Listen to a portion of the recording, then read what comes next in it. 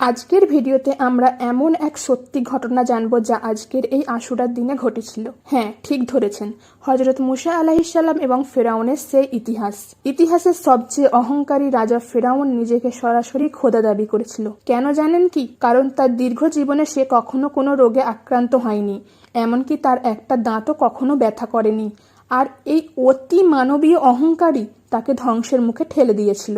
এই পুরো সম্পূর্ণ ইতিহাসটা জানতে ভিডিওটা একটু না টেনে একদম শেষ পর্যন্ত শুনুন। আর এই রকম সত্য ইতিহাস নিয়মিত জানতে চ্যানেলটি এখনই সাবস্ক্রাইব করে রাখুন।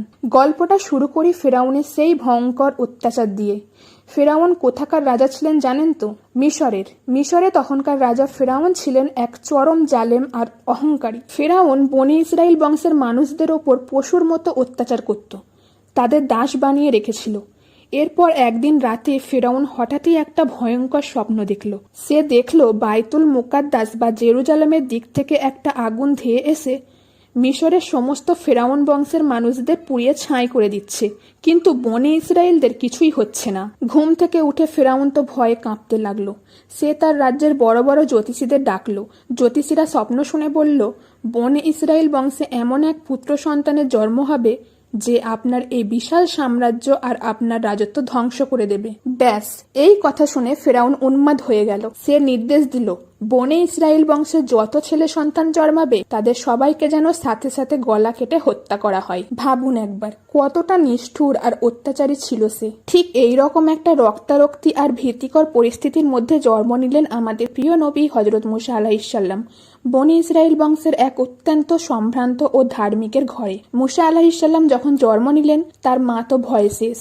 এই বুঝি ফেরাউনের জল্লাদেরা এসে তার কলিজার টুকরোকে কেড়ে নিয়ে হত্যা করবে। কিন্তু আল্লাহ তো আগেই সব পরিকল্পনা করে রেখেছিলেন। আল্লাহ মুসা আলাইহিস সালামের মায়ের মনে ইলহাম বা বিশেষ বার্তা পাঠালেন, তুমি ভয় পেও না, শিশুটাকে একটি কাঠের বাক্সে ভরে নীল নদে ভাসিয়ে দাও। মায়ের বুক ফেটে যাচ্ছিল, তাও আল্লাহর ওপর ভরসা করে তিনি শিশু মুসাকে নীল নদের পানিতে ভাসিয়ে দিলেন।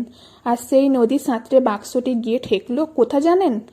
ঠিক ফেরাউনের প্রাসাদের ঘাটে। বাক্সটি যখন ঘাটে এসে পৌঁছালো তখন ফেরাউনের দাসীরা ওটা উদ্ধার করে রাজপ্রাসাদে নিয়ে গেল। বাক্স খুলতেই দেখা গেল এক অপরূপ সুন্দর ফুটফুটে শিশু চাঁদের মতো হাসছে। ফেরাউন তো দেখেই তলোয়ার উঁচিয়ে বলল, একে এখনই হত্যা করো, এটা নিশ্চয়ই বনি ইসরায়েলের কোনো সন্তান। কিন্তু ঠিক তখনই সেখানে ঢাল হয়ে দাঁড়ালেন ফেরাউনের স্ত্রী হযরত আসিয়া আলাইহিস সালাম, যিনি ছিলেন পৃথিবীর ইতিহাসের অন্যতম শ্রেষ্ঠ ও পুণ্যময়ী নারী। আসিয়া শিশু মুসাকে কোলে তুলে নিয়ে ফেরাউনকে বললেন, আরে করো কি, একে মেরো না, আমাদের তো কোনো সন্তান নেই।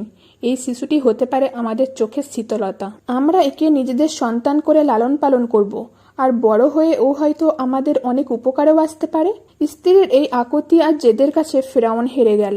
আর এভাবেই যে ফেরাউন বনি ইসরায়েলের ধ্বংস করতে চেয়েছিল, আল্লাহ তার নিজের ঘরেই তার নিজের টাকাতেই বনি ইসরায়েলের সন্তান মুসাকে রাজপুত্রের মতো বড় করার ব্যবস্থা করে দিলেন। সুবহানাল্লাহ, আল্লাহর কি চমৎকার পরিকল্পনা। এবার শুনুন সেই অসাধারণ ঘটনাটা যেখানে শিশু মুসা আলাইহিস সালাম ফেরাউনকে চড় মেরেছিলেন। ইসলামী রেওয়ায়েত ও কাসাসুল আম্বিয়া অনুযায়ী মুসা আলাইহিস সালাম যখন একটু বড় হলেন তখন তার বয়স আনুমানিক 1 থেকে 3 বছরের মধ্যে। একদিন ফেরাউন শিশু মুসা আলাইহিস সালামকে খুব আদর করে নিজের কোলে বসিয়ে রেখেছিলেন। মুসা আলাইহিস সালাম তো সাধারণ কোনো শিশু ছিলেন না। আল্লাহ তাকে জন্ম থেকে দিয়েছিলেন এক অবিশ্বাস্য শারীরিক শক্তি ও ক্ষমতা। আজকালকার শিশুদের লক্ষ্য করে দেখেছেন তো, তাকালেই অবাক হতে হয়। এই যুগে শিশু এতটাই আধুনিক আর প্রখর বুদ্ধি সম্পন্ন যে কোনো বিষয়ে তাদের দিক নির্দেশনা দেওয়ার প্রয়োজনই পড়ে না। মুখের পাকা পাকা কথা শুনলে মনে হয় তারা আগে থেকেই সব জানতা। মহান আল্লাহ যেভাবে হযরত মুসা আলাইহিস সালামকে জন্ম থেকেই বিশেষ অলৌকিক ক্ষমতা আর বুদ্ধি দান করেছিলেন, বর্তমান যুগের বাচ্চাদের মেধা আর উপস্থিত বুদ্ধি দেখলে মনে হয় আল্লাহ তাদের মধ্যে এক অদ্ভুত ক্ষমতা দিয়ে দুনিয়ায় পাঠিয়েছেন।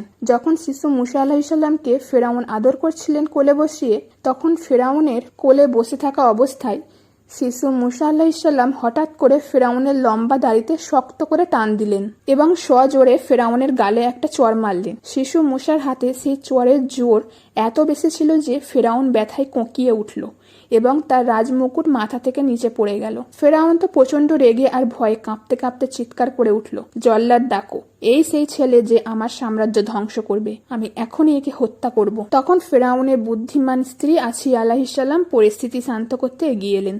তিনি ফেরাউনকে বুঝিয়ে বললেন, আরে জাহাপনা, আপনি একটা ছোট্ট শিশুর ওপর রাগ করছেন? ও তো অবুঝ, ও কি আর আপনার ক্ষমতা বোঝে? ও তো খেলার ছলে আপনার দাড়ি ধরে টেনেছে আর হাত নাড়াতে গিয়ে চল লেগে গেছে। ও যে ভালো মন্দের তফাৎ বোঝে না, আমি তার প্রমাণ দিচ্ছি। পুরুষ মানুষ বাইরে যতই হম্বিদম্বি বা ক্ষমতার দাপট দেখাক না কেন, নিজের স্ত্রীর কাছে এসে ঠিকই চুপ হয়ে যায়। যে ফেরাউন নিজেকে খোদা দাবি করত, যার ভয়ে মানুষ কাঁপত, সেই আবার নিজের স্ত্রী হযরত আসিয়া আলাইহিসসালামের সামনে শান্ত ও নিরুপায় হয়ে যেত। আসিয়া আলাইহিসসালাম এবার প্রমাণ দেবে যে শিশু মুসা আলাইহিসসালাম ভালো মন্দের তফাৎ বোঝে না। আসিয়া আলাইহিসসালাম তখন একটা পাত্রে জ্বলন্ত কয়লা আর একটা পাত্রে চকচকে সোনার গহনা এনে শিশু মুসার সামনে রাখলেন। মুসা আলাইহিসসালাম প্রথমে সোনার দিকেই হাত বাড়াচ্ছিলেন, কিন্তু আল্লাহ তাআলা হযরত জিবরাইল আলাইহিসসালামের মাধ্যমে মুসার হাতটি ঘুরিয়ে জ্বলন্ত কয়লার উপর রেখে দিলেন।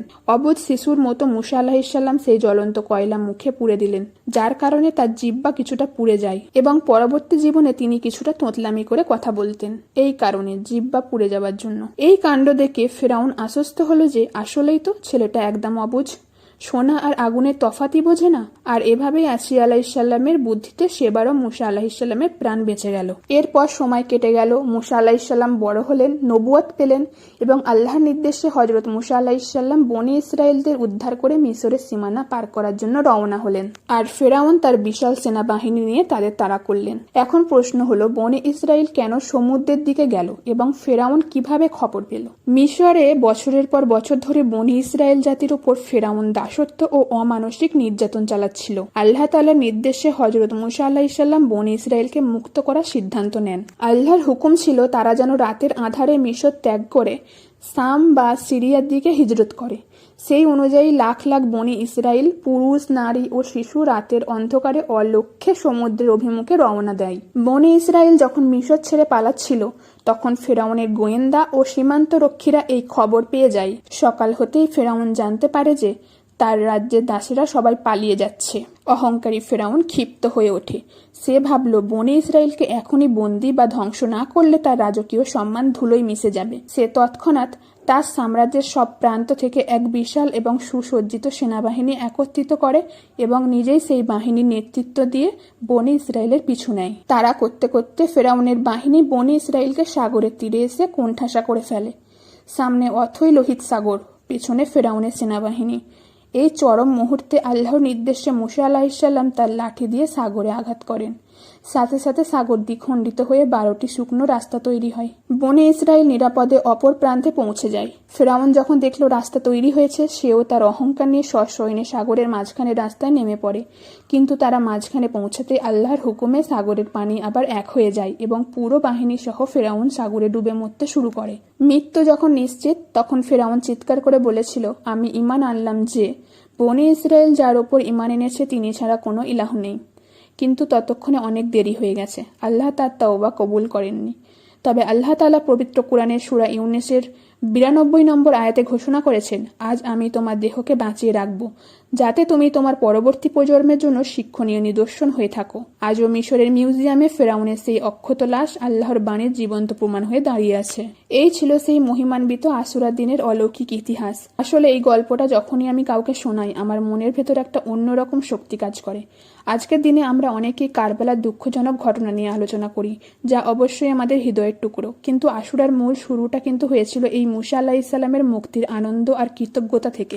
এই জন্য কিন্তু নবীজি সাল্লাল্লাহু আলাইহি ওয়াসাল্লাম এই দিনে রোজা রাখতে বলেছেন। এই গল্পটা থেকে আমরা কি শিখলাম বলুন তো?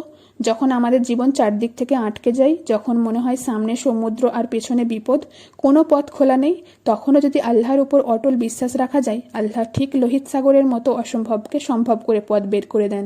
ফেরাউন ভেবেছিল সে সারা জীবন বেঁচে থাকবে, নিজেকে খোদা দাবি করে ক্ষমতার দম্ভ দেখিয়েছিল। কিন্তু আল্লাহ তাকে একটা ছোট্ট বাচ্চার চর খাইয়ে বুঝিয়ে দিয়েছিলেন যে তার ক্ষমতা কত তুচ্ছ। আর শেষ বয়সে এসে 90-100 বছরের এক বুড়ো অহংকারীকে আল্লাহ সাগরের পানিতে চুবিয়ে মারলেন আর বনে ইসরায়েলের সেই দাসত্বের শৃঙ্খল থেকে মুক্ত করলেন। ভিডিওটি ভালো লাগলে অবশ্যই আপনার বন্ধুদের সাথে শেয়ার করে এই ঐতিহাসিক শিক্ষাটি সবার মাঝে ছড়িয়ে দিন। দেখা হবে পরবর্তী ভিডিওতে ইনশাআল্লাহ।